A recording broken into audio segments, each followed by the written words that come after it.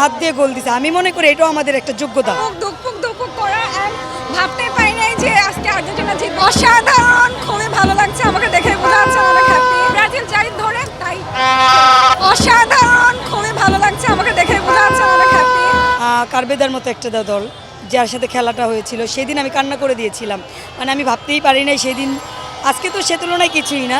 So 17টা goalkeeper ফিরিয়ে দিয়েছিল সেদিনকার খেলাটা ছিল মনে হয় এবারকার বিশ্বকাপের সর্বোচ্চ খেলা। পুরো দুপুক করা and ভাবতে পারি নাই যে আজকে আর্জেন্টিনা জিতবে, কারণ ইংল্যান্ডও খুবই ভালো খেলছে। যখন গোলটি দিয়েছিল ইংল্যান্ড তখন কি মনে হয়েছিল যে আর্জেন্টিনা আজকে শেষ এবারের মতো?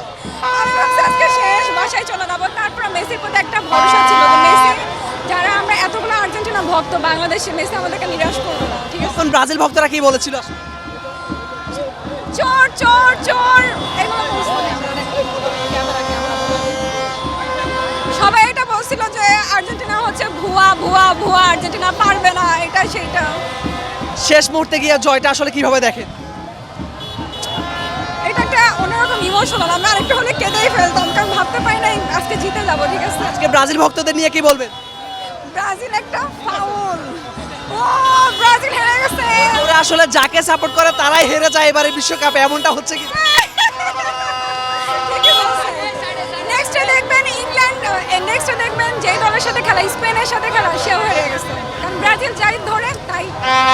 ব্রাজিল ভক্তরা বলছে যে আর্জেন্টিনা এখনো পর্যন্ত কোনো শক্ত প্রতিপক্ষের সাথে খেলেনি, আজকে তো নিশ্চয়ই শক্ত প্রতিপক্ষের সাথে খেলেছে, এখন তারা কি বলবে? এটা আমি আমার কিছু ব্রাজিল ফ্রেন্ডও আছে, তাদের উদ্দেশ্যে বলতেছি যে কি রাগ করলা, আসলে আর্জেন্টিনা যে ভালো খেলোয়াড়, উস্তাদের মার শেষ রাতে শেষ ভালো যার সব ভালো তার।